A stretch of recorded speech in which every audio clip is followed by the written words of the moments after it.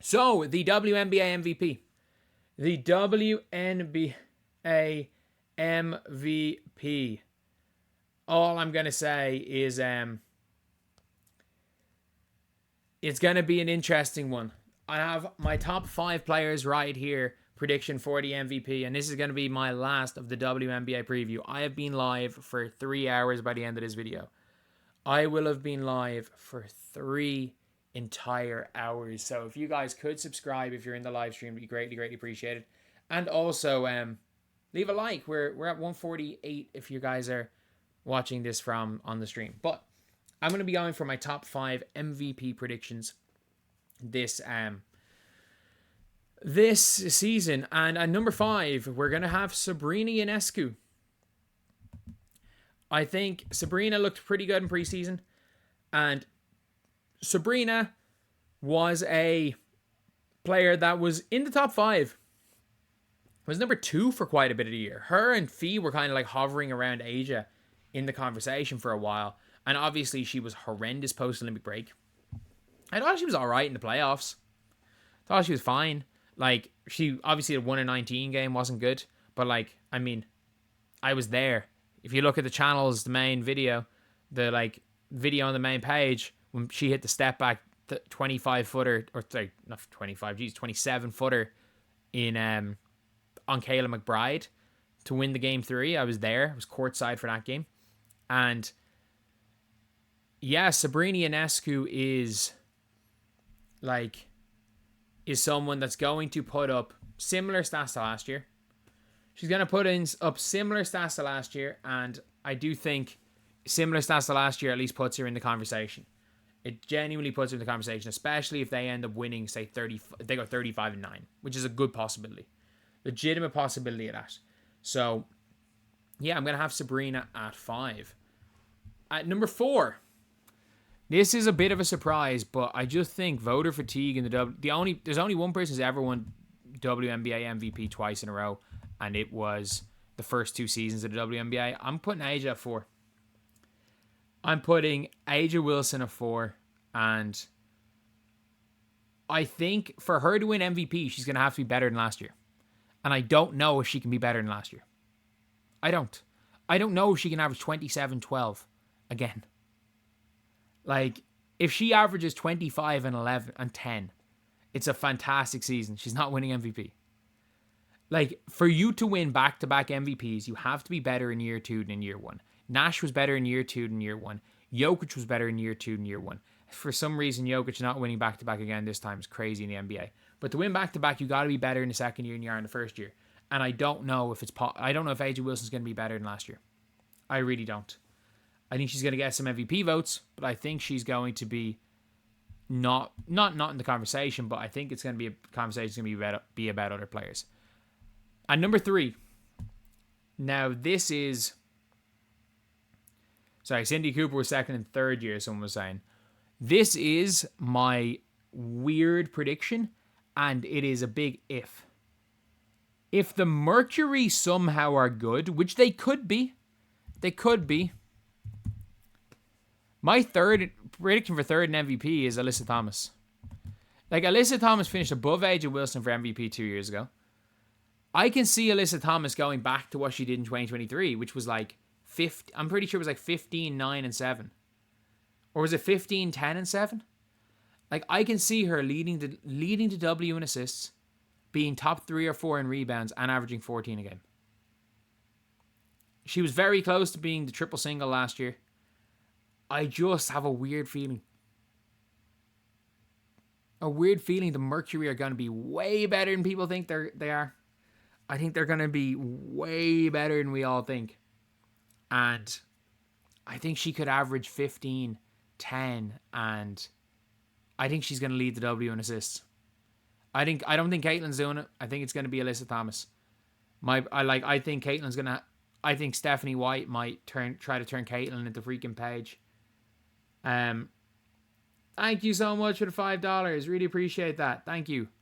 But yeah, I do genuinely think that Alyssa Thomas is going to be in that conversation. If she wins an MVP without being able to lift her 2 arms above her head, that would be extremely impressive. but I've got her at number 3. There's 2 players that I think are going to be in the MVP race, or it's going to be the MVP fight the entire season. But players that are like, I'm trying to think players that could be like honorable mentions. I think Kelsey Plum is going to be an honorable mention. I think she is. I think I'm trying to think of who else could be an honorable mention. Kelsey Plum is an interesting one. I don't think she's going to be top 5, but you never know. You never know. But number 2, we have got Caitlin Clark. Now, Caitlin might have been number 1 for me if it just wasn't for the last game. Like, the motion offense that the Fever are trying to run is going to bring down her counting stats. It is. Like, Caitlin might average more. Her usage rate is going to be down. Her turnovers are probably going to go down. But ironically, her turnovers are going to go down, but her assists are going to go down. So everyone's going to be like, oh, she was better last year. But the turnovers crew are going to find something else. But it would not, like, if Caitlin averages 20 points, if she averages the same stat line as she did last year, and she can average the same stat line, and the Fever are the 2nd seed, or the 3rd seed, she's probably going to win MVP. But I have a really weird feeling. I predict 18, 5, and 7. That's my prediction. I think 18, 5, and 7 is my prediction for Caitlin Clark. And the Fever are going to be better.